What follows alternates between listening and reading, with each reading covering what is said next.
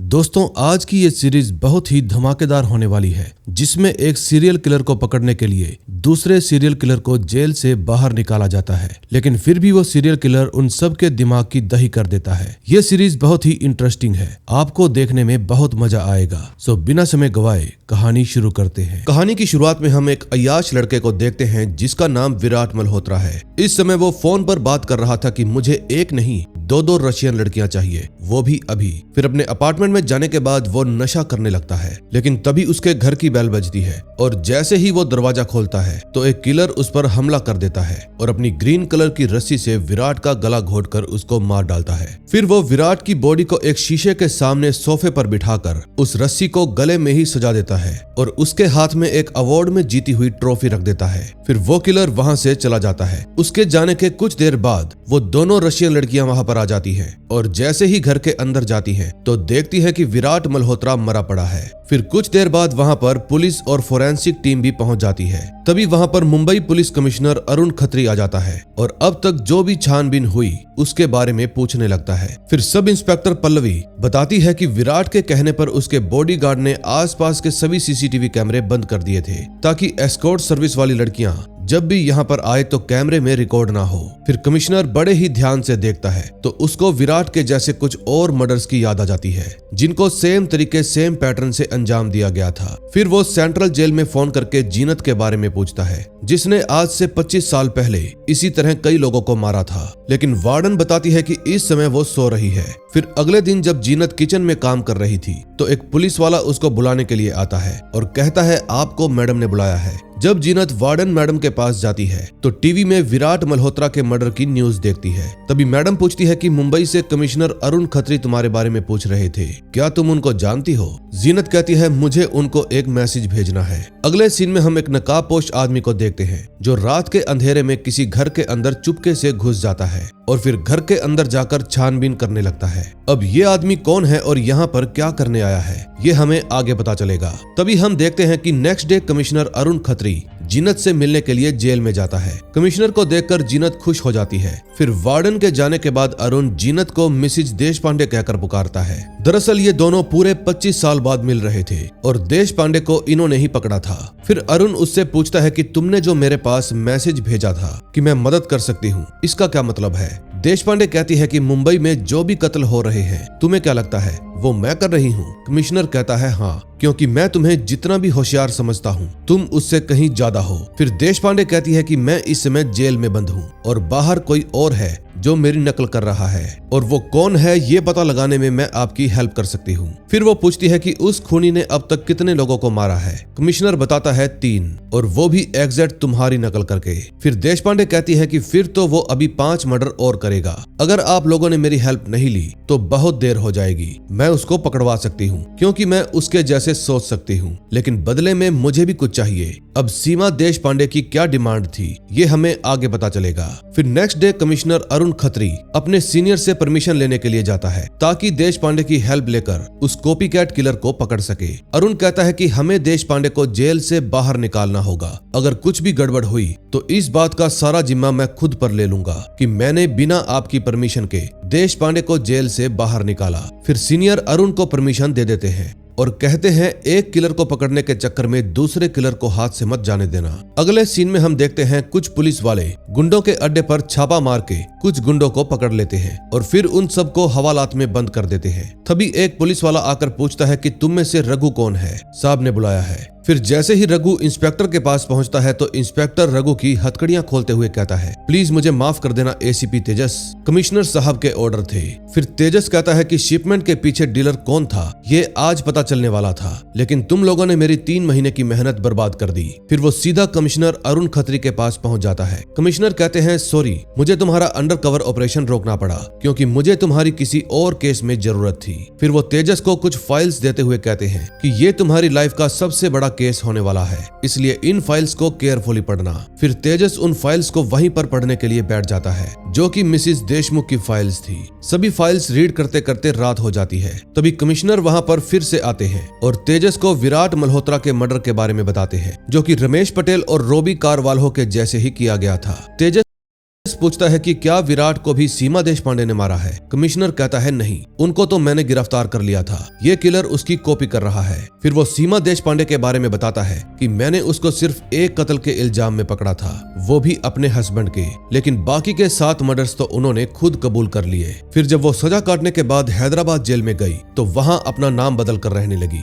यानी कि जीनत। और उसके बाद की जो भी जानकारियां हैं वो बस इन्हीं फाइल्स के अंदर हैं, इसके अलावा कुछ भी नहीं। आज तक ये फाइल सिर्फ 6 लोगों ने पढ़ी है और तुम 7वें हो। फिर तेजस पूछता है कि क्या हम इन फाइल्स को पढ़कर उस कातिल को ढूंढेंगे। कमिश्नर कहते हैं नहीं, हम सीमा देशपांडे को अपनी इन्वेस्टिगेशन में शामिल करेंगे। ये मिशन अनऑफिशियल होगा और इसकी सारी जानकारी हम दोनों के बीच में ही रहेगी। अब जाओ जाकर आराम करो, पता नहीं फिर आराम करने का मौका कब मिले। जिस समय ये दोनों बातें कर रहे थे, सीमा रेड मशरूम पीस कर कोई दवा बनाती है और फिर उसका एक पैकेट बनाकर अपनी ब्रेजर के अंदर छुपा लेती है, क्योंकि इसको पता है कि हर जगह की चेकिंग की जा सकती है, इस जगह की नहीं। अगले सीन में हम देखते हैं रात को सीमा देशपांडे के पेट में जोर से दर्द होने लगता है। फिर उसको हॉस्पिटल में ले जाने के लिए एम्बुलेंस बुलाई जाती है। दरअसल ये सब कुछ सीमा और पुलिस वालों का प्लान था, ताकि अगर सीमा कुछ दिन जेल से गायब रहे तो कोई ना पूछे कि वो कहाँ गई। सबको ये लगे कि इस समय वो हॉस्पिटल में है। फिर सीमा को जंगल में बने एक घर के अंदर शिफ्ट कर दिया जाता है, जो कि बिल्कुल जेल की तरह सुरक्षित था। इस घर में ना तो कोई पुलिस वालों की इजाजत के बिना अंदर आ सकता था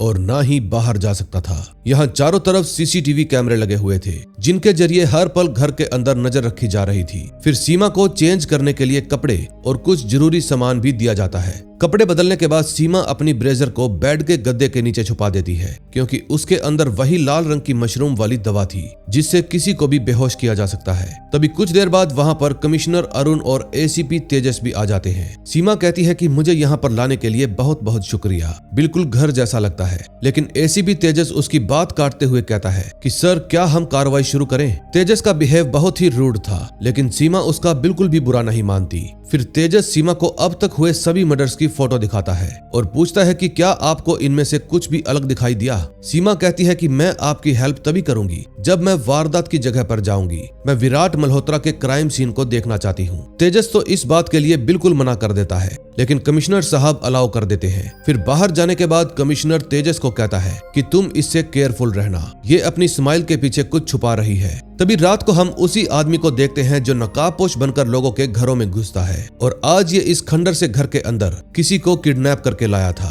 फिर ये उसको बेहोश करके जंजीर से बांध देता है और उसका चेहरा भी ढक देता है और फिर वहां से चला जाता है। दूसरी तरफ कमिश्नर और तेजस सीमा को बुर्का पहनाकर विराट के घर में लेकर जाते हैं और बताते हैं कि विराट की बॉडी हमें यहाँ पर मिली थी। फिर सीमा वहाँ पर क्या क्या हुआ वो सब इमेजिन करने लगती है और तेजस को फोटोग्राफ दिखाने के लिए कहती है। फिर वो बताती है कि कॉपीकैट किलर ने मेरे तीसरे मर्डर की कॉपी की है, क्योंकि मैंने उसको मारने के बाद उसका अवार्ड उसके हाथों में रखा था।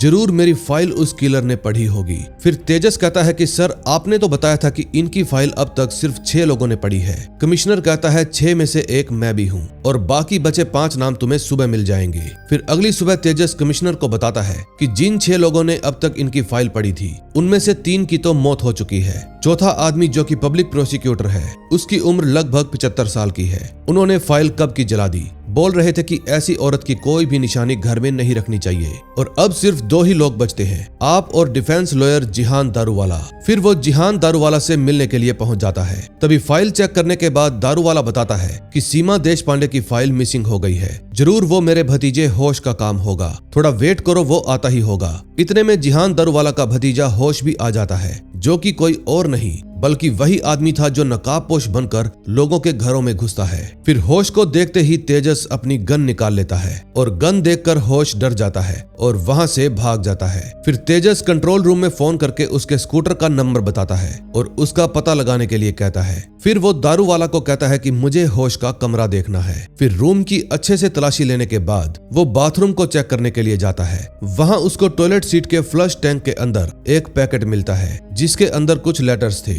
और ये सारे लेटर्स सीमा देशपांडे के ही लिखे हुए थे। यानी कि जेल में रहने के बावजूद सीमा देशपांडे होश के टच में थी और अब तक जो कुछ भी बोल रही थी वो सब झूठ था।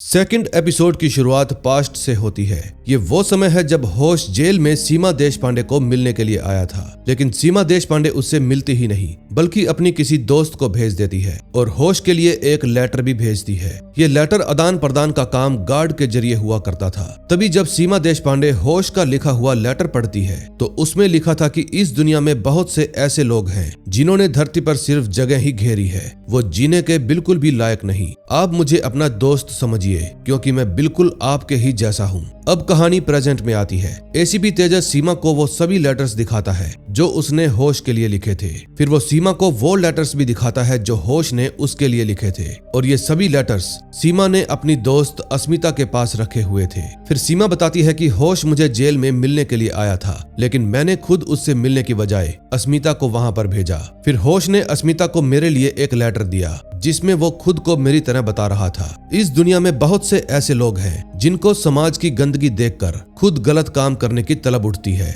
आप उसके लिखे हुए लेटर्स पढ़िए, आपको पता चल जाएगा कि उसके बीमार दिमाग में क्या क्या इच्छाएं आती है। तेजस कहता है कि मैंने उसके सारे लेटर्स पढ़ लिए हैं। उसने हर लेटर में अपनी अजीबोगरीब इच्छाएं जाहिर की है और आपने उसकी हर इच्छा को बढ़ावा दिया है। मेरे सामने ओवर स्मार्ट बनने की कोशिश मत करो। इस होश नाम के पागल को आपने पैदा किया है। फिर सीमा कहती है कि हर मारने की बात करने वाला पागल मारता नहीं, कुछ पागल सिर्फ बोलते हैं, और जो मारने वाले होते हैं उनका पता लगाना इतना भी आसान नहीं होता। फिर कमिश्नर कहता है कि सीमा वो 3 को मार चुका है और ना जाने कितनों की जान ले लेगा, कुछ तो हेल्प करो। फिर सीमा कहती है कि आप ये लेटर्स मेरे पास छोड़ दो, जवाब इनमें ही छुपा हुआ है। अगले सीन में हम देखते हैं होश एक पुराने से घर में जाता है जहां उसने उस आदमी को बांध कर रखा हुआ था। वो आदमी जोश के आगे बार बार गिड़गिड़ाता है कि प्लीज मुझे जाने दो, लेकिन जोश बिना कुछ बोले अपने बैग में से ग्रीन कलर की रस्सी निकालता है और उससे उस आदमी को डराने लगता है। दूसरी तरफ जब कमिश्नर अपने ऑफिस में जाता है तो उनके पास सब इंस्पेक्टर पल्लवी आती है और बताती है कि विराट मल्होत्रा को मारने के बाद किलर ने उसकी आंखें खुली रखने के लिए लोकल स्टेशनरी ग्लू का इस्तेमाल किया था,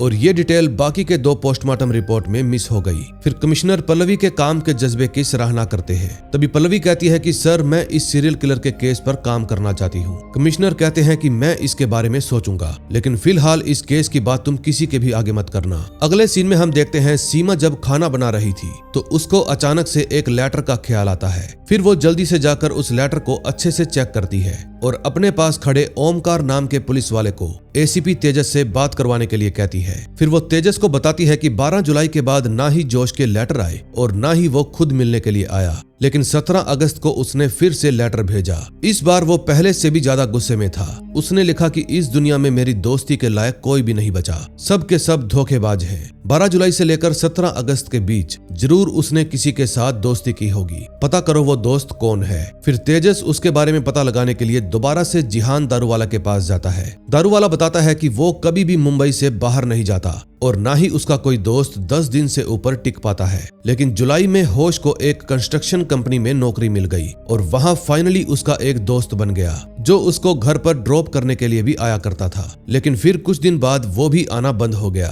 पटेल मेहता नाम से कोई कंस्ट्रक्शन कंपनी है, उस कंपनी के लोगो में एक रेड कलर की ईगल थी। फिर तेजस वहां से निकलते ही अपनी टीम को उस कंपनी के बारे में पता लगाने के लिए कहता है। कुछ ही देर में तेजस को उस कंपनी के बारे में पता चल जाता है, इसलिए वो सीधा उनकी ही एक साइट पर पहुंच जाता है। फिर वहां जाकर वो कंस्ट्रक्टर से पूछता है कि क्या तुम होश दारूवाला को जानते हो। कंस्ट्रक्टर कहता है कि मैंने उसको काम पर रखकर बहुत बड़ी गलती कर दी। अगर हमारा प्रोजेक्ट सुपरवाइजर जतिन नहीं रोकता तो मैं पहले ही दिन उसको लात मार के भगा देता। मंडे से जतिन काम पर नहीं आया, मैं तो खुद उसको ढूंढ रहा हूँ, उसका फोन भी बंद आ रहा है। वो सैटरडे को अपनी वाइफ के बर्थडे पर लोनावाला गया था। अगले सीन में हम देखते हैं होश एक और घर में जाता है और इस बार वो अपने साथ खाने पीने का भी सामान लेकर आया था। होश ने इस घर के अंदर भी 2 लोगों को बंदी बनाकर रखा हुआ था जो कि रिश्ते में माँ बेटी थी। फिर वो उन दोनों को खाना सर्व करता है और कहता है कि जतिन तो अच्छा पति और बाप नहीं बन पाया, लेकिन मैं बनूंगा, चलो अब लंच टाइम हो गया। लेकिन तभी वो देखता है कि लड़की खाना नहीं खा रही।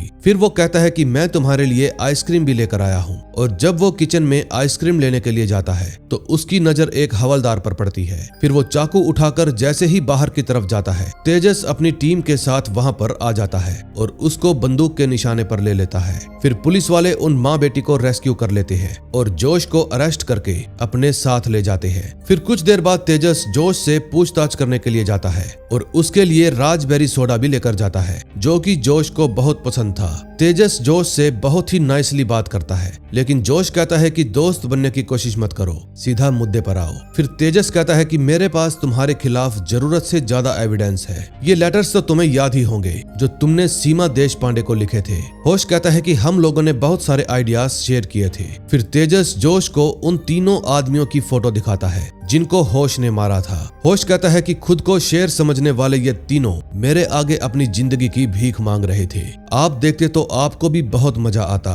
फिर तेजस उसको गाली देकर कहता है टाइम वेस्ट मत कर, जल्दी से कन्फेस कर दे। लेकिन होश कहता है कि मेरी सीमा देशपांडे के साथ अकेले में एक मीटिंग फिक्स करो, तुम्हें कन्फेशन मिल जाएगा। फिर तेजस उससे जतिन के बारे में पूछता है, लेकिन होश कहता है कि पहले मीटिंग फिर कोई और सवाल। फिर तेजस वहां से सीधा सीमा देशपांडे के पास जाता है और कहता है कि होश आपसे मिलना चाहता है, तभी वो हमें जतिन के बारे में बताएगा कि वो जिंदा है या मर गया। सीमा कहती है मैं तैयार हूँ। तभी पुलिस वाले होश का चेहरा ढककर उसको सीमा देशपांडे के पास ले जाने लगते हैं। फिर तेजस सीमा को बताता है कि हम साथ वाले रूम में से सब कुछ सुन रहे हैं, अगर आपको थोड़ा सा भी खतरा महसूस हो तो आप चिंता मत करना। सीमा कहती है कि मैं अपनी रक्षा खुद कर सकती हूँ, आप बेफिक्र हो जाइए। तभी कुछ ही देर में होश वहां पर पहुंच जाता है। फिर उसको सीमा के साथ एक रूम में अकेला छोड़ दिया जाता है। जोश सीमा देशपांडे से मिलकर बहुत खुश था। फिर सीमा कहती है कि जिस कला से तुमने मेरी नकल की है, तुमसे मिलना तो बनता था, तुम्हारा काम काबिले तारीफ है। फिर वो जोश से सवाल करती है कि जब तुमने पहली बार गले में रस्सी डालकर उसको खींचा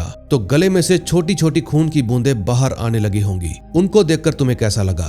और जब गला घुटने के कारण उनकी आंखें बाहर निकली और वो तुमसे अपनी जान की भीख मांगने लगे, तब तुम्हारी क्या फीलिंग्स थी? मुझे बताओ, मैं सब कुछ जानना चाहती हूँ। होश कहता है कि इतना पावरफुल मुझे लाइफ में कभी भी फील नहीं हुआ। मुझे लगा कि मुझे कोई नहीं मार सकता और ये सब आपकी वजह से ही हुआ है, इसलिए आपका सीक्रेट हमेशा मेरे पास सेफ रहेगा। ये बात सुनते ही सब लोग चौंक जाते हैं। अब सीमा को भी गुस्सा आने लगता है, इसलिए जोश उससे माफी मांगता है और कहता है मैं आपको गुस्सा दिलाना नहीं चाहता था। फिर सीमा कहती है कि अब सच बताने का समय आ गया है, खुद को मेरा कॉपीकैट कहना बंद करो और बोल दो कि तुमने किसी को भी नहीं मारा, क्योंकि तुम एक कमजोर, लाचार और नामर्द इंसान हो। ये बात सुनने के बाद होश अपना आपा खोने लगता है और कहता है कि मैंने ही उन लोगों को मारा है। फिर सीमा उसको लगातार गुस्सा दिलाती रहती है कि तुम एक मनगढ़ंत आदमी हो जिसमें अपने सपने पूरे करने का भी हौसला नहीं है। फिर होश रोने लगता है। तभी सीमा देशपांडे उसको चुप करवाते हुए कहती है अब तुम मुझे बता दो बच्चे कि तुमने जतिन को कहां पर छुपाया है। फिर होश रोता हुआ उसका एड्रेस बता देता है।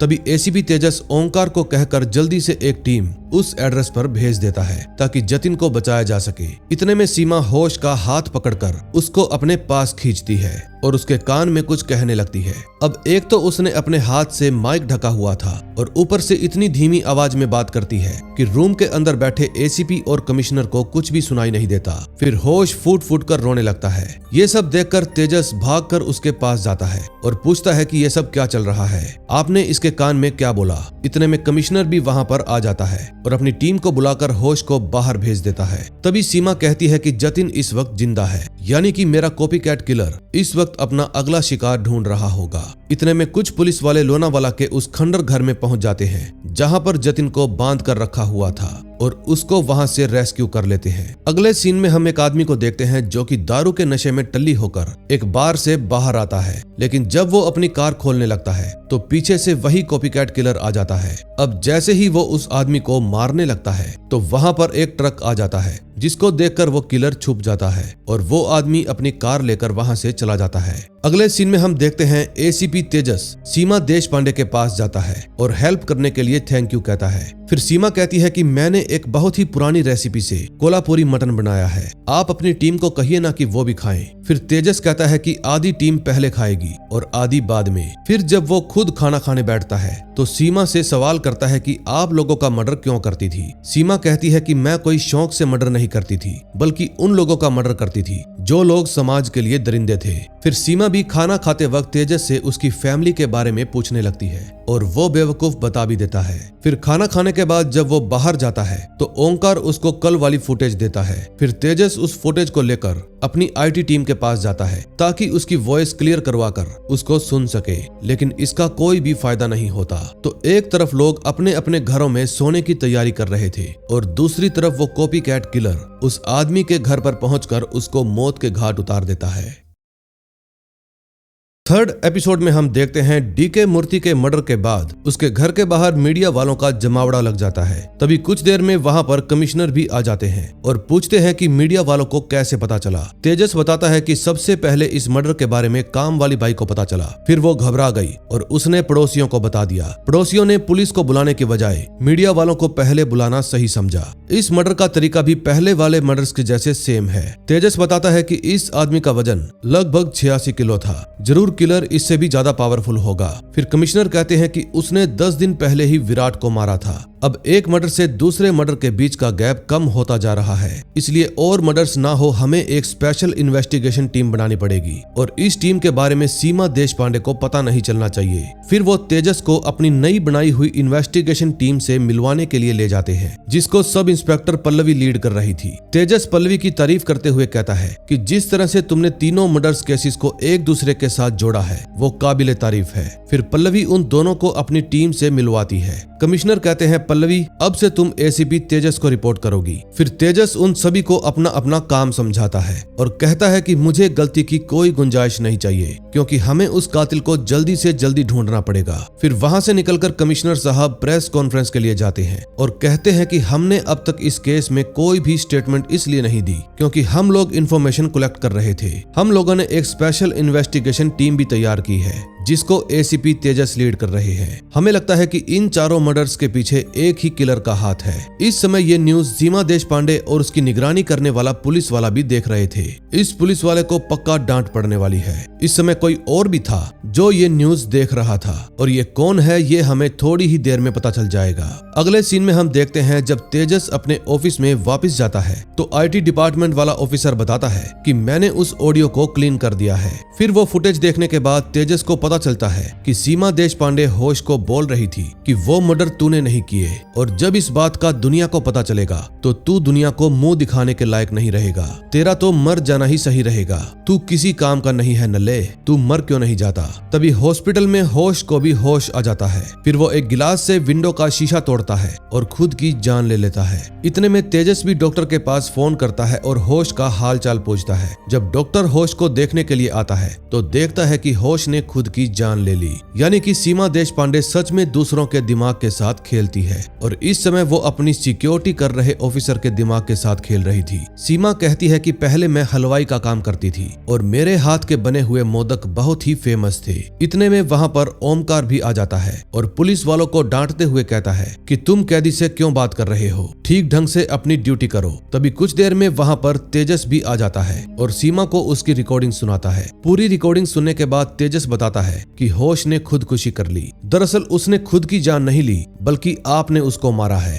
ताकि आपका सीक्रेट ही रहे। सीमा भी इस बात को एक्सेप्ट कर लेती है। फिर चौथे विक्टिम की फोटो देखकर वो बताती है कि जरूर कातिल इसको जानता था, तभी तो वो इसके इतने करीब आ पाया। फिर जब तेजस इस बात को नहीं समझता तो सीमा देशपांडे उसको ये पूरा एक्शन करके दिखाती है कि कैसे मैं एक लंबे चौड़े आदमी को पहले घुटनों पर लेकर आती थी और फिर गले में रस्सी बांधकर उसको मार डालती थी। सीमा बताती है कि किलर ने मेरी फाइल बहुत ही ध्यान से पढ़ी है, वो मेरी बारीकियां भी जानता है। अगले सीन में हम देखते हैं जब तेजस अपने ऑफिस में जाता है तो हानिया उसको बताती है कि हमारे चारों विक्टिम्स में से एक बात कॉमन है और वो है उनकी फ्लैशी लाइफस्टाइल। ये चारों ही सोशल मीडिया पर शो ऑफ किया करते थे और चारों की बहुत सारी गर्लफ्रेंड्स भी थी। फिर तेजस कहता है कि इन चारों के पर्सनल रिलेशनशिप पर फोकस करो, हो सकता है कि किलर इन चारों को पर्सनली जानता हो। उस बार का पता लगाओ जहां पर ये चारों रेगुलर दारू पीने के लिए जाते थे, वहां ये लोग किसी से तो मिलते ही होंगे। फिर तेजस प्रवीर को साइड में ले जाकर कहता है कि तुम मुंबई के सारे इजरायली मार्शल आर्ट इंस्ट्रक्टर से मिलो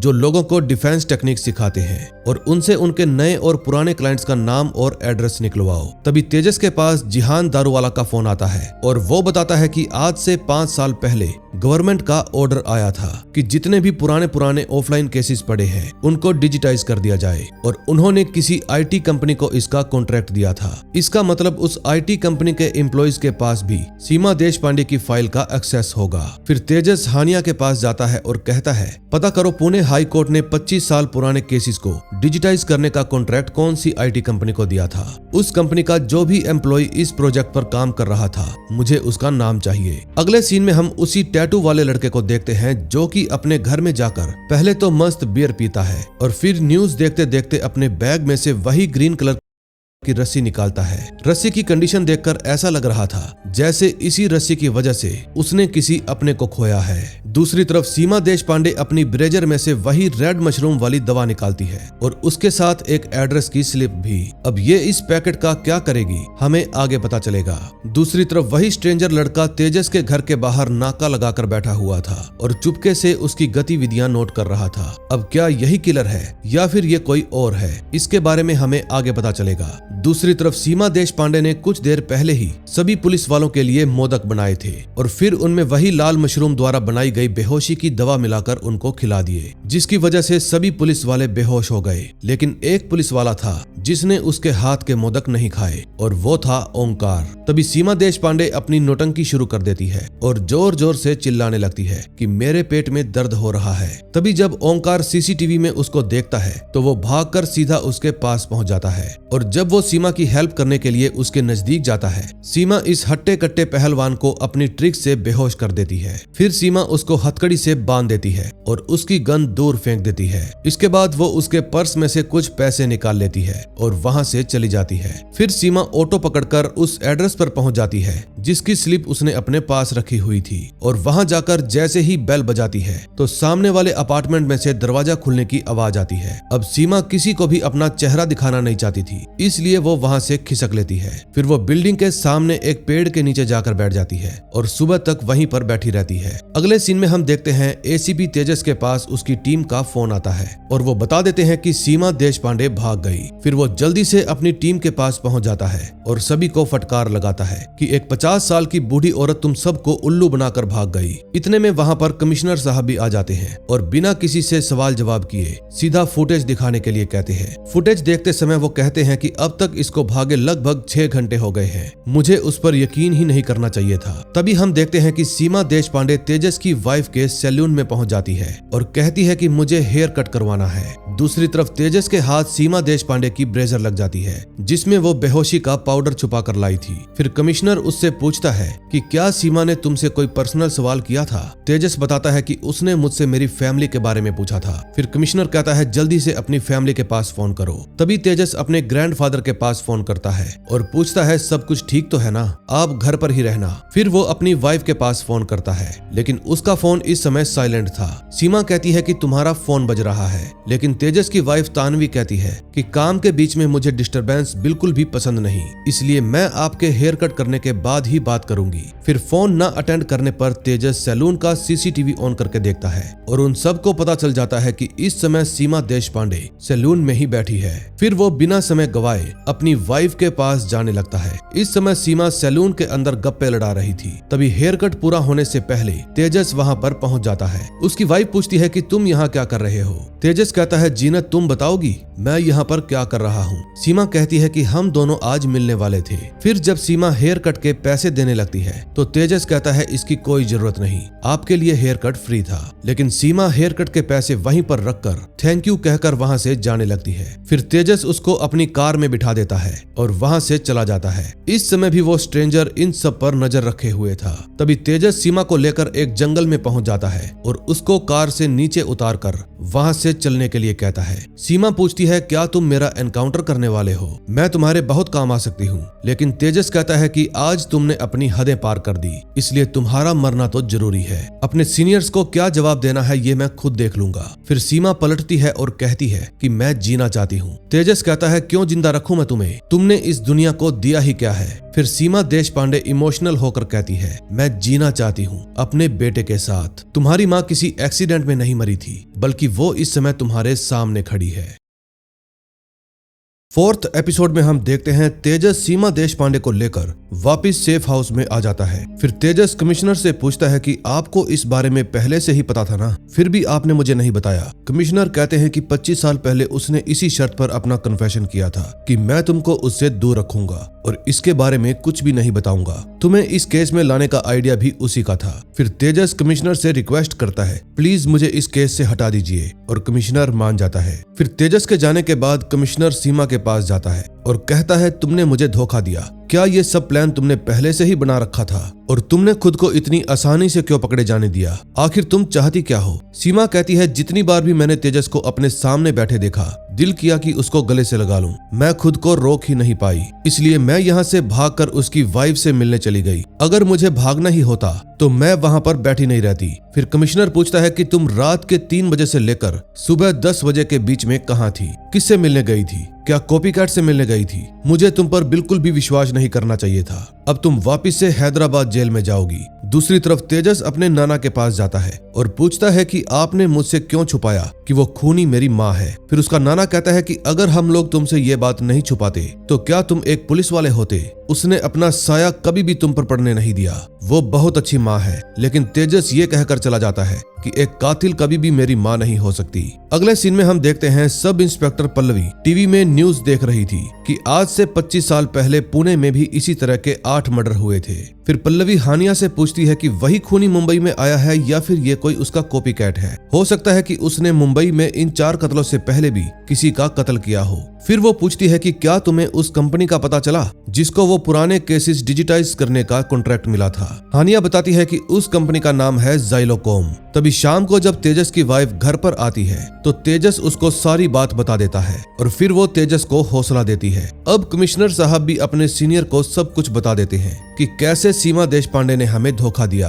फिर अगली सुबह जब इंस्पेक्टर पल्लवी पुलिस स्टेशन में आती है तो हानिया उसको बताती है कि ये है सुनील गुप्ते, उम्र 27 साल। 7 महीने पहले एक बंगले के कंपाउंड में बने कुएं में इसकी बॉडी मिली थी। इसको भी नायलॉन की रस्सी से ही गला घोट कर मारा गया था और फिर इसकी आंखों को ग्लू से चिपका दिया।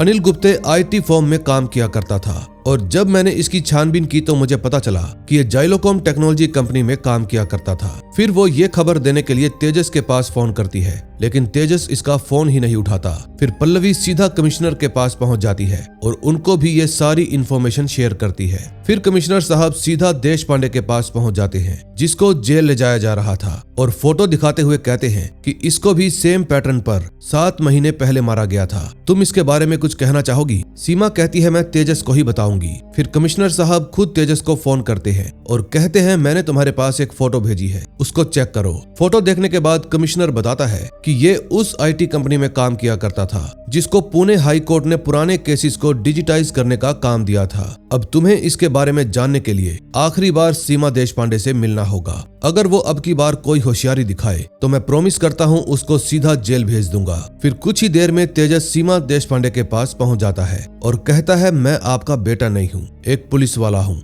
और आप मेरे लिए एक मुजरिम है, इसलिए आप मुझसे कोई भी इमोशनल या पर्सनल बातें नहीं करेंगी। फिर तेजस पूछता है कि आपको क्यों लगता है कि सुनील गुप्ते को कॉपीकैट ने मारा है? फिर सीमा बताती है कि मंगलवार का दिन था, मैंने सभी नौकरों को घर पर भेजकर रेस्टोरेंट बंद कर दिया और किचन में सफाई करने लगी, लेकिन तभी वहां पर जोसेफ नाम का एक आदमी आ गया और मेरे साथ बदतमीजी करने लगा। जब मैंने उसका विरोध किया तो उसने मुझे डंडे से खूब पीटा। फिर मैं अपनी जान बचाकर भागने लगी और कुएं के पास पहुंच गई, लेकिन वो वहां पर भी आकर मुझे मारता रहा। फिर वो बार बार सिगरेट पीकर मेरी बॉडी के साथ बुझाता रहा। फिर मैंने अपनी जान बचाने के लिए कुएं पर टंगी बाल्टी वाली रस्सी से उसका गला घोटकर मार दिया, लेकिन मैं बहुत डर गई कि ये मेरे साथ क्या हो गया। ये कहानी सुनकर तेजस कहता है, सच बोल रही हो या फिर कोई कहानी सुना रही हो? फिर सीमा अपने हाथ पर बने सिगरेट वाले निशान दिखाती है और कहती है, मैं झूठ नहीं बोल रही। फिर जब वो अपनी पीठ पर बने निशान दिखाने लगती है तो तेजस उनको रोक देता है। फिर सीमा आगे की स्टोरी बताती है कि जब मेरे पिता वहां पर आए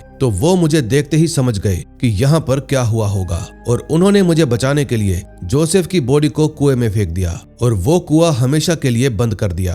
फिर तेजस कहता है कि ये मर्डर कोर्ट फाइल में नहीं है, तो कॉपी कैट को इसके बारे में कैसे पता चला। फिर सीमा बताती है कि जोसेफ का बेटा एलेक्स उस समय घर पर ही था, पता नहीं वो वहाँ पर कब से बैठा था, शायद उसने सब कुछ देख लिया होगा। अब जोसेफ को मार के मैंने एलेक्स को अनाथ कर दिया था, क्योंकि बेचारे की माँ तो पहले से ही नहीं थी, इसलिए मैंने उसको अपने पास ही रख लिया। उस समय तुम सिर्फ 4 साल के थे। फिर जिस दिन कमिश्नर ने मुझे अरेस्ट किया, उस दिन के बाद से मैंने उसको कभी भी नहीं देखा। फिर तेजस उठकर बाहर चला जाता है और अपने नाना के पास फोन करके पूछता है कि इस समय एलेक्स कहाँ पर है। उसका नाना बताता है कि वो हमेशा तुम्हारी माँ के साथ चिपका रहता था, और जब तुम्हारी माँ जेल गई तो मुझे वो घर छोड़ना पड़ा, और फिर मैंने उसको एक अनाथ आश्रम में छोड़ दिया, सूचक शेल्टर होम। फिर तेजस सीधा उसी अनाथ आश्रम में पहुंच जाता है। वहां जाकर उसको पता चलता है कि तेजस को यहाँ पर उसके नाना छोड़ गए थे। वो बहुत ही कम बोलने वाला और चिड़चिड़े स्वभाव का लड़का था, और जब भी उसको गुस्सा आता था तो वो दूसरों को पीटने लगता था।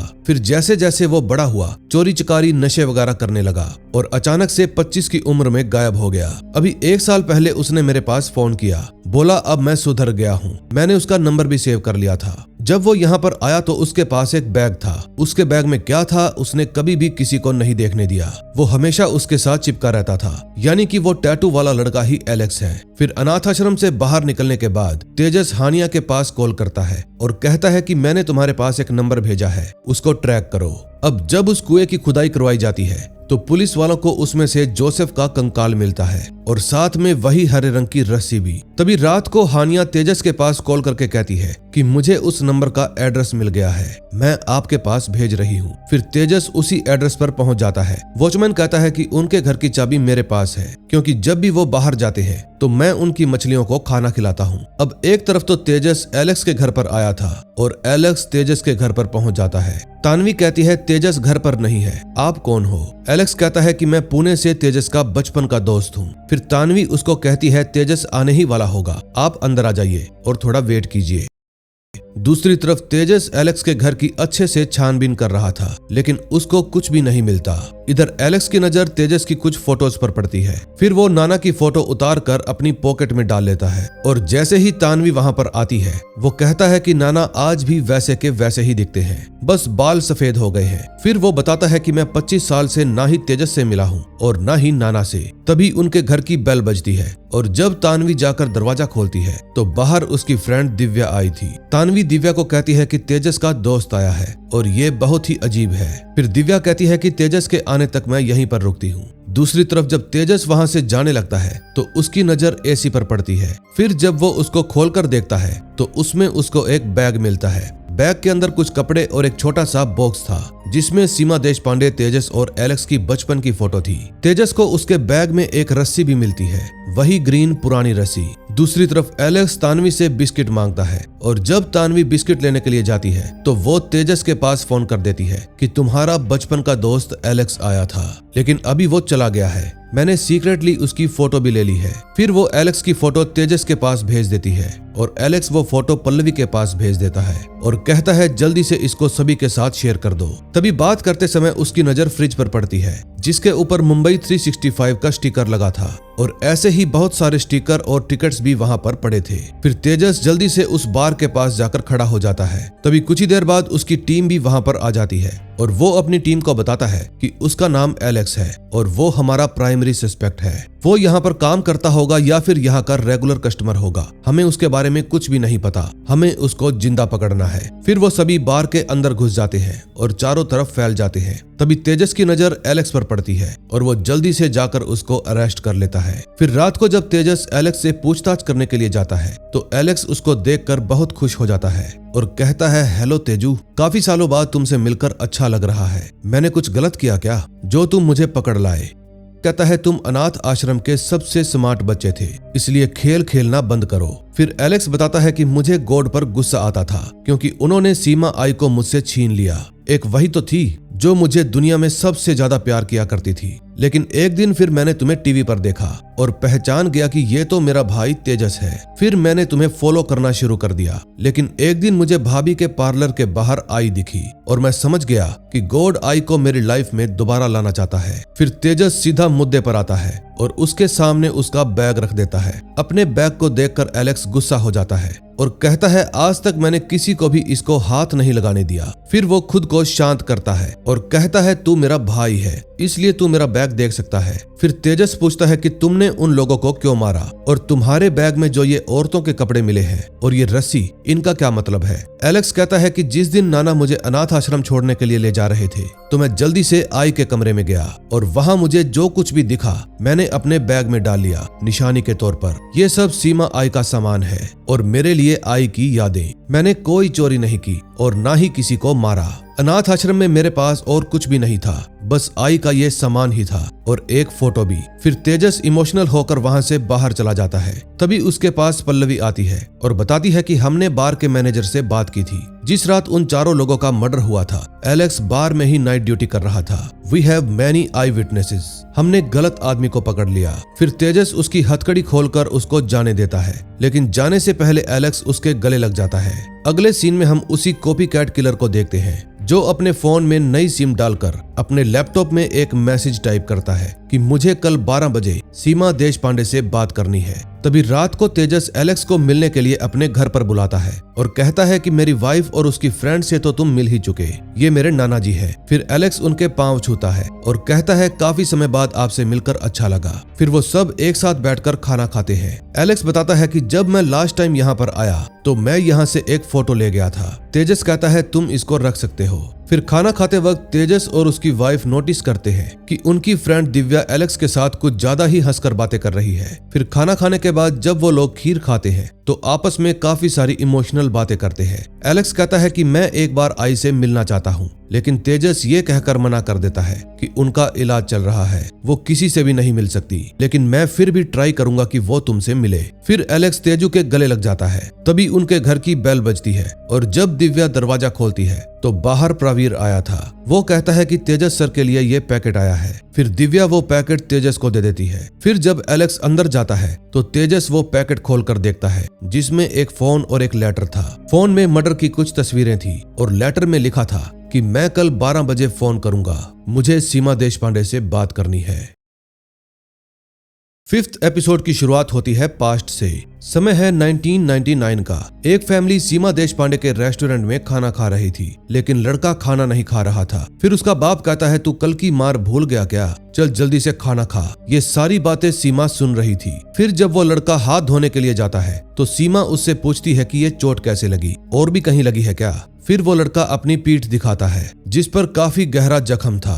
फिर सीमा उसको कहती है कि मैं तुम्हारी हेल्प करूंगी। फिर जैसे ही रात होती है सीमा अपने रूम में जाती है और अपनी ड्रेस पहनकर बाहर आ जाती है। फिर वो अपने स्कूटर पर उस लड़के के बाप के पास पहुंच जाती है जो कि इस समय सो रहा था। फिर सीमा थोड़ा सा शोर करके उसको उठा देती है और अपनी रस्सी निकालकर उसका काम तमाम कर देती है। फिर सीमा उसकी लाश को शीशे के सामने बिठा देती है और उसकी आंखों को खोलकर उसके गले में रस्सी डालकर वापस अपने घर आ जाती है। अब कहानी प्रेजेंट में आती है। तेजस रात को मिले फोन और लेटर को लेकर कमिश्नर के पास जाता है और बताता है कि ये सब कॉपी कैट ने भेजा है। फिर कमिश्नर कहते हैं कि अपनी टीम को देशपांडे के बारे में बताने का समय आ गया है, लेकिन हम उनको तुम्हारे रिश्ते के बारे में नहीं बताएंगे। फिर वो अपनी टीम को इकट्ठा करते हैं और उनको सीमा देशपांडे के बारे में बता देते हैं। फिर हानिया बताती है कि मैंने इस फोन की डिटेल निकलवाई है। किलर ने इसको ब्लैक मार्केट से खरीदा था और फेक आईडी से इसका नंबर निकलवाया। फिर वो सब सीमा देशपांडे के पास पहुंच जाते हैं और कातिल के फोन आने का इंतजार करते हैं। तभी बताए हुए समय पर उस किलर का फोन आ जाता है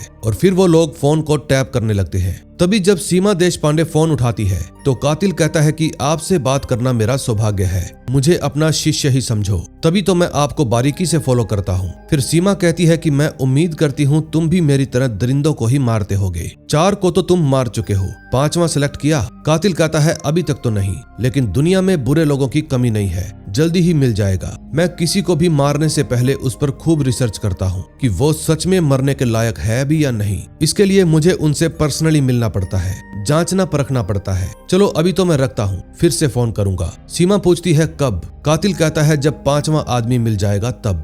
उम्मीद है आज रात मिल ही जाएगा। फिर फोन काटने के बाद हानिया बताती है कि वो आईपी यूज कर रहा है, इसलिए उसको ट्रेस करना मुश्किल है। फिर सीमा देशपांडे कहती है कि मुझे लगता है कि किलर एक औरत है, लेकिन तेजस कहता है कि हमने विराट मल्होत्रा की बिल्डिंग के आसपास के सीसीटीवी कैमरे चेक किए थे, उनको देखकर तो यही लगता है कि कातिल एक आदमी है। फिर कमिश्नर कहता है कि ये भी तो हो सकता है कि वो ट्रांसजेंडर हो। सीमा कहती है ये जो भी है मेरी तरह बिल्कुल भी नहीं है, ये लोगों को इसलिए मार रहा है, या तो उन्होंने इसको ठेस पहुंचाई है या फिर इसका कोई नुकसान किया है। तेजस कहता है कि अब हमें उसके 5वें मर्डर तक का वेट करना होगा। फिर बाहर जाने के बाद तेजस कहता है कि मैं उनसे अकेले में बात करना चाहता हूँ। फिर वो वापस अंदर जाता है और ओमकार को बाहर जाने के लिए कहता है। फिर वो सीमा से पूछता है कि होश जिस सीक्रेट के बारे में बात कर रहा था क्या वो मैं था। सीमा बताती है कि मैं तुमसे 25 साल दूर रही, इसलिए मैं जानना चाहती थी कि तुम कहाँ पर रहते हो और क्या करते हो, इसीलिए मैंने उसको ये पता लगाने के लिए भेजा। अब वो सबको ये राज बताकर तुम्हारी जिंदगी खराब कर सकता था, इसीलिए मुझे उसके साथ ये सब करना पड़ा। फिर तेजस अपनी माँ को एलेक्स की दी हुई फोटो दिखाता है और कहता है कि एलेक्स आपसे मिलना चाहता है, उसको नहीं पता कि आपने ही उसके पिता को मारा था, वो आपको भगवान मानता है। फिर सीमा कहती है कल ले आना, मैं उसको जरूर मिलूंगी। फिर तेजस ये बात एलेक्स को भी बता देता है कि माँ तुमसे मिलने के लिए मान गई है, कल मैं तुम्हें लेने के लिए आऊंगा। ये बात सुनकर एलेक्स बहुत ज्यादा खुश हो जाता है। तभी रात को तेजस की पूरी टीम डिनर करते वक्त किलर के बारे में ही डिस्कस करती है कि उसका कत्ल करने का कोई भी पैटर्न नहीं, वो कहीं पर भी किसी को भी मार रहा है, बस सिर्फ एक ही बात कॉमन है कि वो हमेशा रात को कत्ल करता है। फिर पूरी टीम काम करते करते वहीं पर सो जाती है। सुबह उठते ही हानिया तेजस को बताती है कि कल रात मुंबई में 5 मर्डर हुए, लेकिन कोई भी गला घोटने के कारण नहीं हुआ। दूसरी तरफ एलेक्स भी अपनी माँ से मिलने के लिए बहुत ज्यादा खुश था, यहाँ तक कि उसने नया कुर्ता भी सिलवाया था। लेकिन तभी उसके घर की बेल बजती है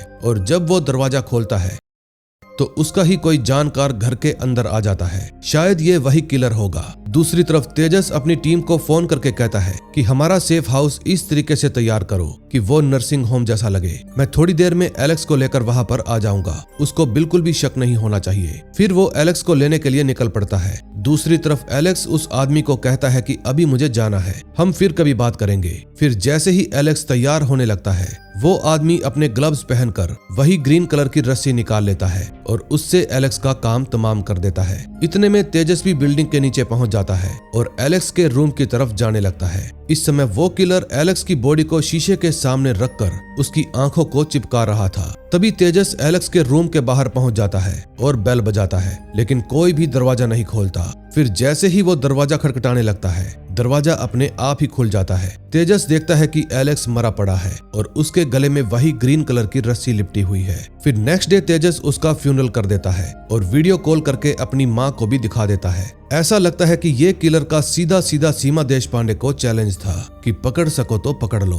तभी उस किलर का फिर से फोन आ जाता है और सीमा देशपांडे उससे हंसकर बात करती है। कातिल कहता है कि मैंने आपसे वादा किया था, 5वां खून करके मैं आपको फोन जरूर करूंगा। सीमा कहती है तो एलेक्स भी बाकियों की तरह दरिंदा निकला। कातिल कहता है हाँ, उसने मेरे प्यार की कदर नहीं जानी। प्यार का नाम सुनकर सीमा का माथा ठिनक जाता है। फिर कातिल कहता है कि हमारे हर फैसले के पीछे प्यार ही तो होता है, आप भी तो अपने बेटे से प्यार करती थी, तभी तो आपने उसके खातिर अपनी आजादी को कुर्बान कर दिया। सीमा पूछती है कि क्या तुम्हारी लाइफ में भी ऐसा कोई है जिसको तुम इतना प्यार करती हो। कातिल कहता है नहीं, मैं तो बस दूसरों को मारकर मजे लेता हूँ। फिर सीमा कहती है मुझे भी ऐसे मजे लिए 25 साल हो गए, इसलिए अब मैं भी तुम्हारे साथ शामिल होना चाहती हूँ। मैं फिर से उन दरिंदों की आंखों में डर देखना चाहती हूँ। कातिल कहता है ठीक है, मैं सारी तैयारी करके फिर से फोन करता हूँ। फिर कुछ घंटे बाद वो कातिल वीडियो कॉल करता है और दिखाता है कि मैंने अपना अगला शिकार चुन लिया है। तेजस हानिया को फेस कैम करके उस आदमी का पता लगाने के लिए कहता है। फिर सीमा पूछती है कि तुम आंखें खोलने के लिए ग्लू का इस्तेमाल क्यों करते हो। कातिल कहता है कि आपके समय में आप घंटों बैठकर इंतजार किया करती थी कि कब बॉडी अकड़े और आप आंखें खोलो, लेकिन आजकल दुनिया फास्ट हो गई है, मैं इतना वेट नहीं कर सकता। फिर वो थप्पड़ मार मार के उस आदमी को उठाता है। होश में आने के बाद वो आदमी छटपटाने लगता है। तभी स्क्रीन के अंदर साइड में कुछ सर्टिफिकेट्स नजर आते हैं। फिर हानिया उन सर्टिफिकेट्स को क्लियर करके देखती है और पता लगा लेती है कि ये डेंटल हॉस्पिटल किस लोकेशन पर है। फिर वो जल्दी से इस बारे में तेजस को भी बता देती है कि ये लोकेशन यहाँ से 10 मिनट की दूरी पर है। फिर तेजस सीमा को कहता है कि आप इसको 10 मिनट तक बातों में उलझा कर रखिए, मैं इसको पकड़ने के लिए जा रहा हूँ। फिर वो जल्दी से कातिल को पकड़ने के लिए निकल पड़ता है। उस समय सीमा देशपांडे उसको बातों में उलझाने की कोशिश करती है कि मैंने कल एक बेटा खोया तो आज एक बेटा पा भी लिया। ये बात सुनकर कातिल इमोशनल हो जाता है। फिर वो कातिल कहता है कि आप इसकी आंखों में डर देखना चाहती थी ना, तो देखो ये कैसे डर रहा है। इतने में तेजस उस लोकेशन पर पहुंच जाता है और वहां की लोकल पुलिस भी पहले से ही वहां पर पहुंच चुकी थी। फिर तेजस भागकर उस मॉल के अंदर जाता है और जल्दी से उस डेंटल हॉस्पिटल के बाहर पहुंच जाता है। फिर वो चुपके से दरवाजा खोलने की कोशिश करता है, लेकिन दरवाजे पर टंगी घंटी बज जाती है और वो कातिल जो कि डेंटिस्ट को मारने ही वाला था वहां से भाग जाता है। फिर तेजस उसका पीछा करने लगता है, लेकिन काफी दूर भागने के बाद वो कातिल कहीं छुप जाता है। फिर जब तेजस उसको ढूंढने की कोशिश करता है तो वो कातिल पीछे से आकर तेजस के सिर पर डंडा मार देता है और उसको घायल कर देता है। सर पर गहरी चोट लगने के कारण तेजस उसका चेहरा नहीं देख पाता। तभी कुछ ही देर बाद तेजस की टीम वहां पर पहुंच जाती है और उसको बचा लेती है। फिर अपना चेकअप करवाने के बाद तेजस कमिश्नर साहब को बताता है कि अगर वो कातिल चाहता तो मुझे मार भी सकता था, लेकिन उसने मुझे नहीं मारा। कमिश्नर कहता है फिलहाल तुम आराम करो, काम की बात बाद में करेंगे। फिर तेजस अपनी माँ के पास फोन करता है और कहता है मैं ठीक हूँ। फिर वो बताता है कि वो डेंटिस्ट भी बच गया है और अब वो हमारा सॉलिड विटनेस बन सकता है। फिर सीमा कहती है कि मुझे भी आइडिया हो गया है कि वो कॉपी कैट कौन है, क्योंकि डेंटिस्ट को मारते समय वो जो भी गाना गा रहा था वही गाना मैंने श्री राम गोखले को मारते समय गाया था। मैं अपने हर शिकार के लिए अलग गाना चुनती थी। फिर वो बताती है कि मुझे उनकी आंखें खुली रखने के लिए 2 घंटे वेट करना पड़ता था ताकि उनकी बॉडी अकड़ जाए। इसका मतलब कॉपी कैट उस रात वहीं पर था, उसी घर में। वो या तो उसकी बीवी हो सकती है या फिर उसका बेटा। उसकी बीवी उस समय 40 साल की थी, इसलिए वो तो नहीं हो सकती। हो सकता है कि ये उसका बेटा श्वास हो। फिर जल्दी ही वो लोग पता लगा लेते हैं कि श्वास अपनी माँ को एक ओल्ड एज होम में छोड़कर चला गया और फिर कभी भी मिलने के लिए वापस नहीं आया। उसकी माँ को भूलने की बीमारी थी, लेकिन पान की बहुत शौकीन थी। फिर तेजस उनको कहता है कि मौसी, मैं आपके लिए पान लेकर आया हूँ। पान देखकर वो बहुत खुश हो जाती है और तेजस को ही अपना बेटा श्वास समझने लगती है, लेकिन बातों बातों में वो अग्रेसिव हो जाती है। तभी पल्लवी बताती है कि सर डेंटिस्ट को होश आ गया है। फिर वो लोग सीधा हॉस्पिटल पहुंच जाते हैं। डेंटिस्ट से मिलने पर वो बताता है कि मैं कुछ दिन पहले शिफाली से एक पब में मिला था। वो अच्छी खासी लंबी थी और काले घने बाल थे। फिर हमारी दोस्ती हो गई और मैं उसको अपने घर पर ले आया। घर पर आते ही उसने सारी लाइट्स ऑफ कर दी, लेकिन जब मैंने उसको छुआ तो मैं समझ गया कि ये नेचुरल नहीं है। उसने अपना जेंडर चेंज करवाया है। फिर मेरा उसमें से इंटरेस्ट खत्म हो गया और वो भी ये बात समझ गई, इसलिए वो रोती हुई अपने घर पर चली गई। उस दिन के बाद मैंने उसको कल देखा। फिर वहां से निकलकर तेजस सीधा सेफ हाउस पहुंच जाता है और श्वास उर्फ शेफाली के बारे में डिस्कस करता है कि वो अक्सर जिसके साथ भी जाती है या जाता है अपना जेंडर छुपा लेती है और घर जाने के बाद लाइट्स भी ऑफ कर देती है ताकि अंधेरे में कोई उसको पहचान ना पाए। इसीलिए तो उसके सभी टारगेट मेल होते हैं। फिर सीमा कहती है कि वो ट्रांसजेंडर होने की वजह से लोगों को नहीं मार रही, बल्कि मामला कोई और है। वो हमेशा दूसरों में प्यार ढूंढती आई है और जब कोई उसको प्यार नहीं देता तो वो उसको मार डालती है। वो चाहे किसी भी जेंडर की होती, अपना गुस्सा शांत करने के लिए यही करती। उसको बचपन से लेकर अब तक किसी भी तरह का प्यार नहीं मिला और ऐसे बच्चे बड़े होकर वायलेंस का रास्ता अपना लेते हैं। तभी उस कातिल का फोन फिर से आ जाता है और अब की बार वो कहता है कि आपने मुझे धोखा दिया। फिर सीमा उसका नाम लेकर पुकारती है और वो कातिल समझ जाता है कि अब सब लोग मेरे बारे में जान गए हैं। फिर वो सीमा को कहती है कि मैंने आपको सबसे ज्यादा प्यार किया, मेरी वजह से ही आप अपने बेटे से भी मिल पाई, लेकिन अब मैं आपकी जिंदगी से सारी खुशियां छीन लूंगी, आपकी हर एक खुशी को नर्क में बदल दूंगी। फिर फोन काटने के बाद सीमा कहती है कि तेजस वो तुम्हें कई दिनों से फॉलो कर रही है, इसका मतलब वो तुम्हारी जिंदगी का एक हिस्सा बन चुकी है। अब तुम सोचकर बताओ कि कौन तुम्हें सबसे ज्यादा खुशी देता है। तेजस कहता है मेरी वाइफ। फिर सीमा पूछती है कि तुम्हें तुम्हारी वाइफ से फर्स्ट टाइम किसने मिलवाया था। ये बात सोचकर तेजस हैरान हो जाता है। अब लास्ट एपिसोड में देखेंगे क्या होता है।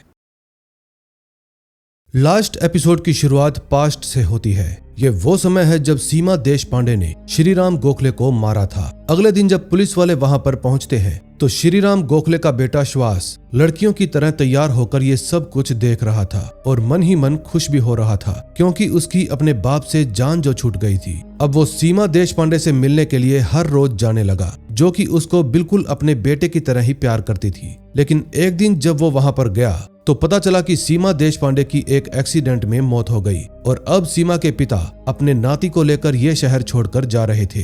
फिर जब श्वास थोड़ा और बड़ा हुआ तो वो अपनी माँ को वृद्धाश्रम में छोड़ आया ताकि वो खुद की प्लास्टिक सर्जरी करवा सके और अपना जेंडर चेंज कर सके। फिर जब उसकी सर्जरी सक्सेसफुल रही तो फाइनली वो एक लड़की बन गया जो कि कोई और नहीं बल्कि तानवी की फ्रेंड दिव्या थी। अब कहानी प्रेजेंट में आती है। जिस समय वो कातिल सीमा देशपांडे को धमकी देती है तो सीमा तेजस को पूछती है कि कौन तुम्हें सबसे ज्यादा खुशी देता है। तेजस कहता है कि मेरी पत्नी तानवी। फिर सीमा पूछती है कि तुम्हें तानवी से किसने मिलवाया था। ये बात सुनते ही तेजस को दिव्या का ख्याल आ जाता है और वह सीधा अपनी वाइफ के पास फोन करने लगता है। लेकिन इससे पहले कि वो अपनी वाइफ से बात कर पाता उनके घर की बेल बजती है और तन्वी जाकर दरवाजा खोल देती है। उस समय बाहर दिव्या आई थी और वो कहती है कि रात को मैं यहाँ पर अपना पर्स भूल गई। फिर तन्वी कहती है तुम जो भी भूल गई हो ले लो लेकिन मुझे सोने दो, बहुत नींद आ रही है। फिर जब वो सोने के लिए जाती है तो देखती है कि उसके पति का फोन बज रहा है। इसलिए जब वो फोन उठाती है तो तेजस कहता है कि अगर दिव्या आए तो प्लीज दरवाजा मत खोलना, वही कॉपीकैट किलर है। लेकिन तब तक बहुत देर हो चुकी थी। दिव्या तन्वी को किडनैप करके अपने साथ ले जाती है। फिर तेजस जल्दी से अपनी टीम को साथ लेकर अपने घर पर आ जाता है लेकिन उसको वहां पर तन्वी नहीं मिलती क्योंकि दिव्या तन्वी को बेहोश करके अपने साथ ले गई थी। फिर जब सुबह तन्वी को होश आता है तो वो देखती है कि उसके हाथ बंधे हुए हैं और दिव्या उसके पास में खड़ी है। फिर दिव्या उसको पीने के लिए ड्रिंक देती है और खुद चेयर लेकर उसके सामने ही बैठ जाती है। तन्वी कहती है तू किलर कैसे हो सकती है, तू तो मेरी बेस्ट फ्रेंड है ना। लेकिन दिव्या कहती है कि इसका क्रेडिट तेरी मदर इन लॉ को जाता है क्योंकि उन्होंने भी मुझे बाकियों की तरह धोखा दिया। फिर वो बताती है कि इसमें मेरा कोई कसूर नहीं है कि मैं लड़की होते हुए लड़के की बॉडी में पैदा हुई। मैंने इस दर्द को बहुत झेला तब जाकर मैं परफेक्टली लड़की बन पाई। लेकिन इसके बाद भी मेरे साथ बहुत बुरा हुआ क्योंकि ये दुनिया बहुत बुरी है और अब मैं इस दुनिया की पूरी बुराई को मिटा दूंगी। फिर वो गुस्से में आकर तन्वी का मुंह बांध देती है और सीमा देशपांडे के पास कॉल करती है। सीमा कहती है जिसको तुम किडनैप करके लाई हो वो मेरे लिए बहुत ही कीमती है। फिर दिव्या कहती है तभी तो उसको मारना जरूरी है। सीमा कहती है मैं जानती हूँ तुम उसको नुकसान नहीं पहुँचाना चाहती वरना तुम उसको कब का मार चुकी होती। तुम्हें मैंने धोखा दिया है इसलिए तुम मुझसे बदला लो। तन्वी को कुछ भी मत कहना, प्लीज उसको छोड़ दो और बदले में मुझे ले जाओ। फिर तुम मुझे जो भी सजा देना चाहो दे सकती हो। दिव्या ये बात मान जाती है और कहती है कि मैं फोन करके बताऊंगी कब और कहां पर आना है। फिर फोन काटने के बाद तेजस अपनी माँ को कहता है ये काम बहुत ही रिस्की है लेकिन सीमा कहती है कि ये कॉपीकैट मेरी वजह से पैदा हुई है इसलिए मुझे ये करने दो। फिर वो लोग सीमा देशपांडे के पांव में ट्रैकर बांध देते हैं ताकि दिव्या उसको जहां पर भी लेकर जाए लोकेशन का पता ना चल सके। कमिश्नर साहब कहते हैं तेजस याद रखना ये अभी भी अंडर कवर ऑपरेशन है। तभी पल्लवी वहां पर आती है और कहती है सर ये सीमा देशपांडे का प्लान भी तो हो सकता है ताकि वो यहाँ से भाग जाए। लेकिन कमिश्नर साहब कहते हैं हो सकता है ऐसा हो लेकिन मैं तन्वी की जान बचाने के लिए ये रिस्क लेना चाहता हूँ। तभी कुछ देर बाद दिव्या का फोन फिर से आता है और वो कहती है कि 2 घंटे बाद इन्फिनिटी अर्काडिया मॉल वडाला में आकर मिलना। फिर तेजस सीमा देशपांडे को लेकर इन्फिनिटी मॉल के लिए निकल पड़ता है। मॉल पहुंचने के बाद दिव्या तेजस के पास फिर से फोन करती है और कहती है कि मॉल के लेवल 1 से एंट्री करने के बाद आगे चलकर तुम्हें रंग बिरंगे स्टैचू मिलेंगे, वहां जाकर खड़े हो जाओ। अगर तुम्हारे और सीमा देशपांडे के अलावा कोई और आया तो तुम्हें तानवी कभी भी नहीं मिलेगी। फिर तेजस अपनी टीम को कहता है कि मैं इनको साथ लेकर अकेले ही जाऊंगा इसलिए तुम्हारे साथ कम्युनिकेट नहीं कर पाऊंगा, तुम चारों तरफ फैल जाओ लेकिन ध्यान रहे ये पब्लिक प्लेस है, गन का इस्तेमाल बिल्कुल भी मत करना। फिर कुछ ही देर में तेजस सीमा को साथ लेकर रंग बिरंगे स्टैचू के पास पहुंच जाता है। तभी कुछ देर बाद दिव्या उनको दोबारा से फोन करती है और कहती है अपनी आई को बाय बोल दो और ये फोन उनको दे दो, होशियारी की तो तानवी कभी भी नहीं मिलेगी। फिर जैसे ही सीमा फोन पकड़ती है दिव्या कहती है फर्स्ट फ्लोर पर आ जाओ। फिर जाने से पहले सीमा तेजस को कहती है याद रखना तेरी आई तुझे बहुत प्यार करती है। लेकिन दिव्या कहती है कि ये ड्रामा बंद करो और जल्दी आ जाओ। फिर जैसे ही सीमा फर्स्ट फ्लोर पर जाती है तेजस प्रवीर को कहता है कि वो तुम्हारे फ्लोर पर आ गई। प्रवीर कहता है मेरी नजर इस वक्त उन पर ही है। फिर जहां जहां भी दिव्या सीमा को बुलाती है प्रवीर भी साथ साथ वहीं पर पहुंच जाता है। इस समय हानिया भी उनको ट्रैक कर रही थी। और वो तेजस को बताती है कि इस समय मिसिस देशपांडे स्टोर के पीछे जा रही है। तभी प्रवीर कहता है, सर मुझे वो दिखाई नहीं दे रही। फिर तेजस खुद उनकी तरफ भागने लगता है। फिर सीमा देशपांडे इमरजेंसी एग्जिट की तरफ चली जाती है। फिर जब तेजस प्रवीर के पास पहुंचता है तो हानिया बताती है कि सर वो पार्किंग एरिया में जा रही है। फिर वो दोनों भी भागकर इमरजेंसी एग्जिट की तरफ जाने लगते हैं। फिर हानिया बताती है कि सर ये तो पता चल गया है कि वो इस समय पार्किंग में है, लेकिन कौन से फ्लोर पर है ये नहीं पता चला। तभी सीमा देशपांडे दिव्या के पास पहुंच जाती है। दिव्या कहती है, अपना फोन मुझे दे दो, और फिर वो सीमा को हथकड़ी पहनने के लिए देती है और तानवी को कार से बाहर निकालकर सीमा को अंदर बैठने के लिए कहती है। लेकिन कार में बैठने से पहले सीमा तन्वी को प्यार देती है और कहती है अपना और तेजस का ख्याल रखना। तभी हानिया तेजस को बता देती है कि इस समय वो लेवल 4 पर है, लेकिन उसके वहां पर पहुंचने से पहले ही वो सीमा को लेकर चली जाती है। फिर तेजस अपनी टीम को कहता है कि वो एग्जिट की तरफ ही आ रही है, तैयार रहना और जरूरत पड़े तो उसको शूट कर देना। लेकिन दिव्या तो जरूरत से ज्यादा ही होशियार थी। वो रैंप पर से जाने के बजाय लिफ्ट में से जाती है और पुलिस वालों के पीछे से निकल जाती है और जाते जाते सीमा के पांव पर बंधा ट्रांसमीटर भी वहीं पर फेंक देती है। फिर कुछ ही देर में वहां पर तेजस भी आ जाता है, लेकिन ट्रांसमीटर को देखकर पल्लवी कहती है कि ये प्लान दिव्या और सीमा देशपांडे ने दोनों ने मिलकर बनाया है। फिर तेजस अपनी टीम को कहता है कि मॉल के सभी सीसीटीवी चेक करो और गाड़ी का भी पता करो किसके नाम पर रजिस्टर्ड है। फिर वो अपनी वाइफ से पूछता है कि जिस जगह पर वो तुम्हें लेकर गई थी, क्या तुम उसके बारे में कुछ बता सकती हो? तानवी कहती है कि कहां पर लेकर गई ये तो मुझे नहीं पता, क्योंकि उस समय मैं बेहोश थी, लेकिन जिस रूम में मैं थी मैंने वहां जाइलोकॉम टेक्नोलॉजी का नाम 2-3 जगह पर देखा था। कोई सुनसान सी जगह थी, शायद वहां पर हमारे अलावा कोई भी नहीं था। फिर वो हानिया के पास कॉल करता है और कहता है कि पता करो दिव्या और जाइलोकॉम टेक्नोलॉजी का आपस में क्या कनेक्शन है। दूसरी तरफ दिव्या सीमा देशपांडे को एक बंद पड़ी बिल्डिंग में लेकर जाती है और अपने रूम में ले जाकर उसकी काफी सेवा करती है, क्योंकि आज वो बहुत समय बाद उस औरत से मिली है जिसको वो अपना भगवान मानती है। लेकिन वो इस समय सीमा से नाराज भी थी, क्योंकि सीमा ने उसको पकड़वाने की कोशिश जो की थी। सीमा कहती है ये सब मैंने अपने बेटे के लिए किया। फिर सीमा उसको कहती है आज मैं तुम्हारे बारे में सब कुछ जानना चाहती हूँ, बताओ तुमने अब तक क्या क्या झेला। फिर दिव्या उनको अपने बारे में सब कुछ बताना शुरू करती है कि कैसे बड़े होने के बाद उसने अपनी आई को वृद्ध आश्रम में छोड़ दिया और खुद का जेंडर भी चेंज करवा लिया, क्योंकि वो हमेशा से ही खुद को लड़की महसूस करती थी।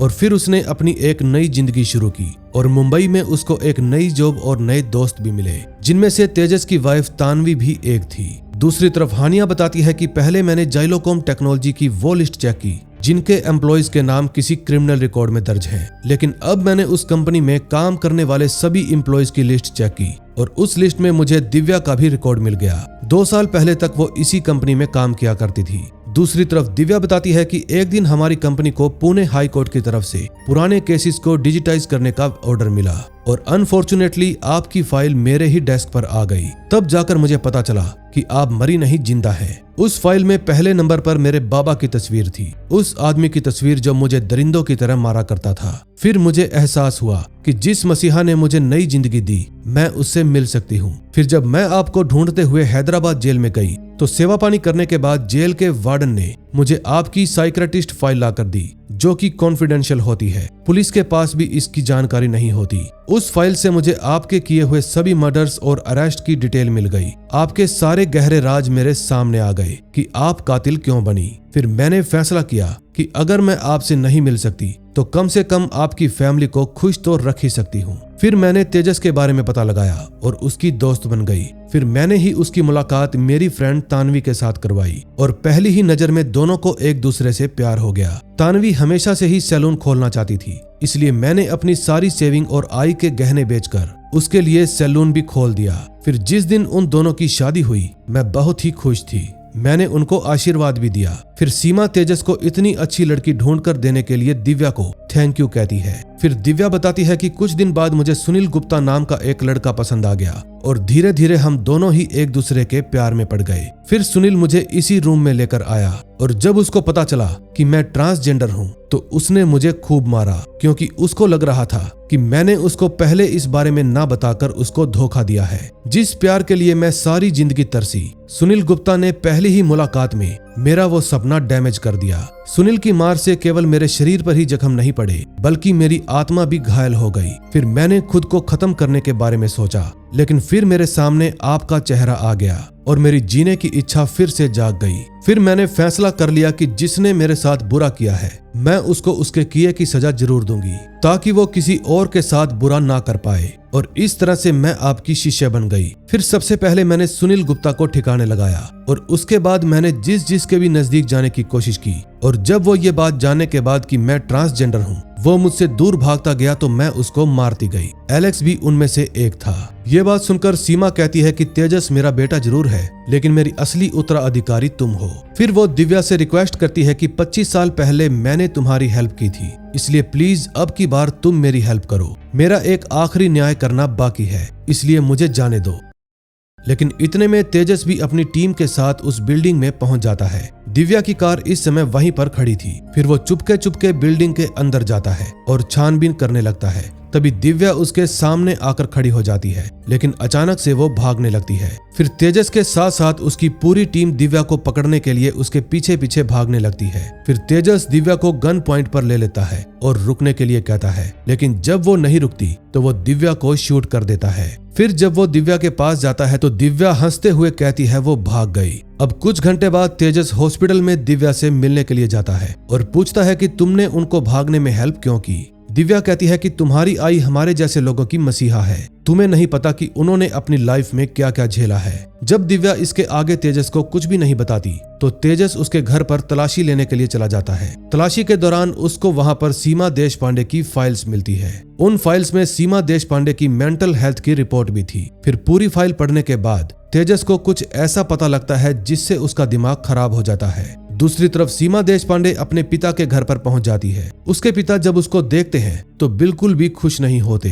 अब कहानी पास्ट में जाती है। ये वो समय था जब सीमा देशपांडे छोटी हुआ करती थी और उसका बाप जवान हुआ करता था। सीमा का बाप इतना बुरा इंसान था कि वो उसका ही गलत फायदा उठाया करता था। फिर एक दिन इस बारे में सीमा की माँ को पता चल गया और फिर उसके पिता ने उसकी माँ को मार डाला। सीमा डर के मारे वहीं पर लेटी रही और अपनी माँ को बचाने की कोशिश तक नहीं की। इस बात का सीमा के दिमाग पर इतना गहरा असर पड़ा कि वो ट्रोमा के कारण सब कुछ भूल गई। लेकिन जेल में दिमागी इलाज चलने के कारण सीमा को सब कुछ याद आ गया।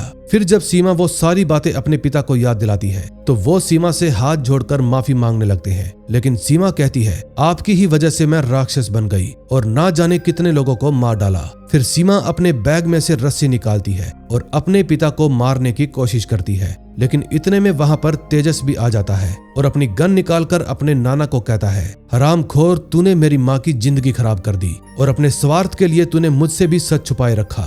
तू तो मरने के लायक है। फिर सीमा तेजस को रोकती है और कहती है, तू इसको मारकर अपने हाथ गंदे मत कर। फिर तेजस खुद पर कंट्रोल करता है और पहली बार सीमा को माँ कहकर अपने सीने से लगा लेता है। फिर वो दोनों ही इमोशनल होकर रोने लगते हैं। लेकिन इतने में धड़ाम से आवाज आती है क्योंकि वो बूढ़ा छत से कूदकर अपनी जान ले लेता है। अब क्योंकि वो सीरियल किलर पकड़ा गया था इसलिए सीमा देशपांडे को वापिस से जेल जाना पड़ता है और तेजस खुद उनको अपनी कार में बिठाकर जेल छोड़ने के लिए जाता है। रास्ते में सीमा अपने बेटे को कहती है कि तुम मुझसे मिलने तो आओगे ना।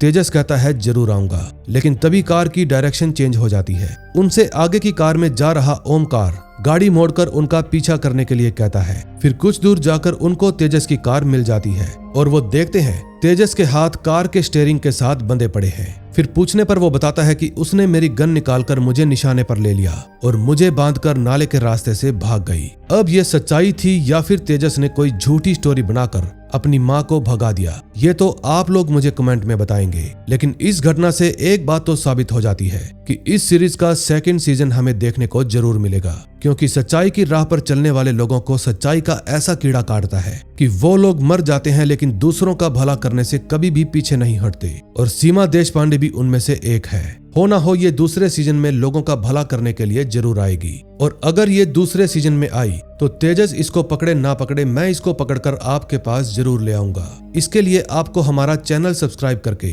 बेल आइकॉन दबाना होगा ताकि मैं जैसे ही कोई सीरीज डालूं आपके पास नोटिफिकेशन आ जाए। तो दोस्तों, हम मिलेंगे ऐसी ही और मजेदार मूवी के साथ। Till then, bye bye.